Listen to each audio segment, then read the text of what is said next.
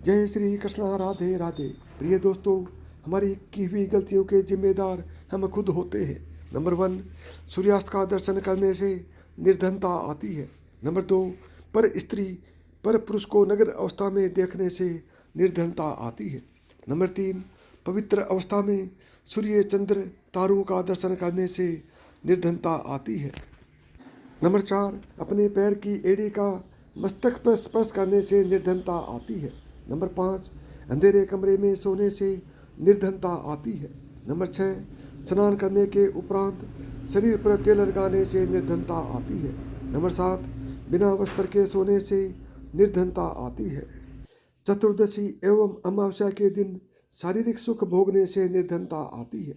Number 9, जिस जल में नाखून या बाल गिरे हों उसे फूल सेवन स्पर्श करने से निर्धनता आती है। नंबर 11, नहाते समय एक पैर से दूसरे पैर रगड़ने से घोर गरीबी आती है।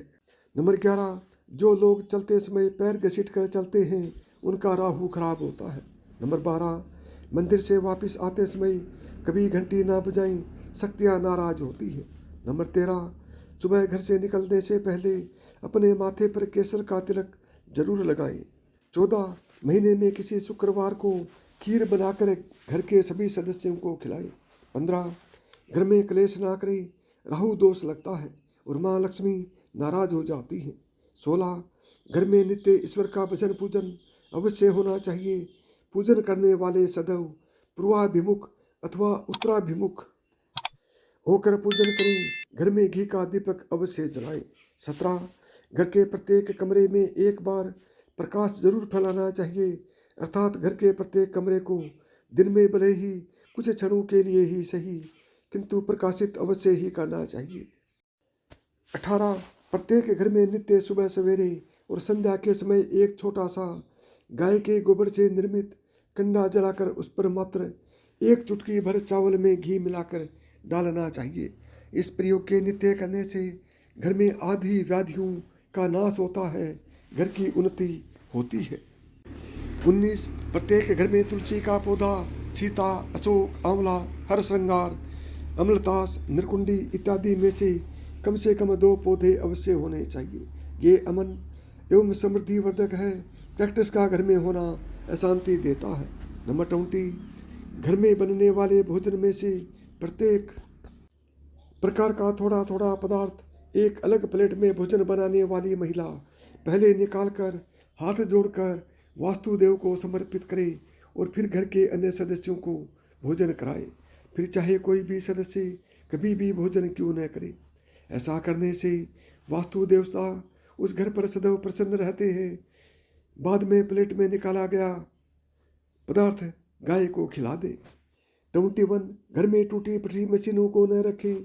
जितनी जल्दी हो सके कोई भी टूटी हुई अथवा विकृत मशीन को, चाहे वह छोटी हो अथवा बड़ी, घर से बाहर कर देना चाहिए। इनके घर में रहने से मानसिक तनाव तथा शारीरिक व्याधियाँ उस घर के रहवासियों को घेरती है। 25, जिस घर में एक पाए का पटिया यानी पाटा रहता है वहाँ आर्थिक हानि एवं मानसिक तनाव दृष्टिगोचर होते हैं, अतः घर में ऐसा एक पाए का पाटा न रखें। 23, घर में कहीं भी झाड़ू को खड़ी करके नहीं रखना चाहिए। इसी प्रकार उसे न तो ऐसी जगह रखनी चाहिए जहाँ उसे पैर लगे या उसे लांगा जाता हो। ऐसा होने पर घर में बरकत नहीं होती, धनागमन के स्रोतों में बरकत नहीं होती, धनागम के स्रोतों में कमी आती है। 24, घर के पूजा घर में 3 गणेश की पूजा नहीं होनी चाहिए। 3 होने पर वहाँ एक और रख दे या फिर उसमें से एक को विसर्जित कर दे, अन्यथा उस घर में अशांति का साम्राज्य बना रहता है। इसी प्रकार 3 माताओं तथा 2 शंखों का एक साथ पूजन भी वर्जित है। 25, घर के ईशान्य क्षेत्र में यानी उत्तरी पूर्वी क्षेत्र में कोई भी पालतू जानवर न बांधे। कुत्ते, मुर्गे एवं भैंसों के संबंध में तो और भी सावधान रहें, अन्यथा घर में परेशानियों का अंबार लगा रहेगा।